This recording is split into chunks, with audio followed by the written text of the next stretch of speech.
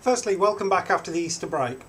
I hope you've had time to look through some of your notes for some of the other lectures, and if you've got any questions, please can you get a hold of me fairly quickly so we can get any outstanding issues sorted out before you have to stop and revise for your exams. Today we've been looking again at radioactivity. We started off looking at the damage radioactivity can cause and thinking about things like what happens when radioactivity gets in the body. So for instance, alpha particles and beta particles going through and smashing into cells and causing apoptosis or cell death that way. We've also seen that radioactivity can have a more insidious function of targeting the DNA and causing genetic mutations. So in order to characterise all of this, we've had to find some ways of measuring radioactivity. The first unit we looked at was the becquerel, where 1 becquerel was equal to 1 radioactive decay per second. Okay. We then had to look at the effects of radioactivity, and here we looked at the amount of energy that radioactivity deposits in a body. The unit for this is the Gray, which is measured in joules per kilogram. The next unit we looked at tried to actually see how much damage radioactivity was doing to a person or an object. And for this we had to multiply the dose in grays by a particular quality factor to come out with the equivalent dose, which is measured in sieverts. So for instance, in this case, alpha particles have a Q of 20, whereas beta particles have a Q of 1. And this shows that if we ingest alpha particles and they actually get into the body, then they can cause a great deal of damage. So from there, we went on and looked at where radioactivity comes from. And we saw that most of our exposure, about 82%, comes from natural sources, whereas 18% comes from man-made sources. The natural sources split up into two, that being primordial radiation, which is left over from when the Earth was formed, and cosmic radiation, which comes in from space.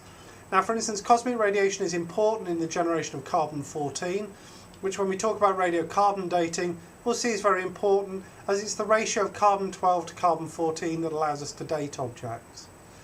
The man-made radiation comes to us from, for instance, nuclear weapons tests, the nuclear fuel cycle, nuclear medicine, X-rays, all of those kinds of areas. So, can we use radiation and radioactivity? And the answer to that is of course yes. We talked briefly about cancer therapy and radiotherapy before really looking in more detail at radiocarbon dating, which is where we use the fact the ratio of carbon-14, which is a radioactive isotope of carbon, to carbon-12 is a constant while objects are alive, because objects are constantly ingesting carbon-14 from the atmosphere, either through respiration or through the food chain.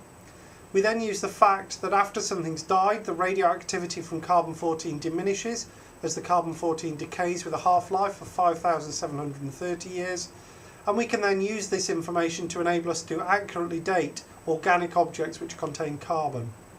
We've also seen that we can use radioactive dating on things like uranium, which enables us to get a date for the age of the oldest rocks on Earth. From there we've gone on and moved on and looked at the end of the lecture in how radioactive emission works. And we've seen that the probability of an alpha particle, for instance, getting out of the nucleus is dependent on the potential function of the nucleus. So the alpha particle can never have enough energy to fully escape the potential function in a classical way. Rather, we have to use quantum mechanical ideas of tunnelling to explain how the alpha particle is emitted from the nucleus. We've seen that the probability of an alpha particle tunnelling through this potential barrier is very, very, very strongly dependent on the energy of the alpha particle.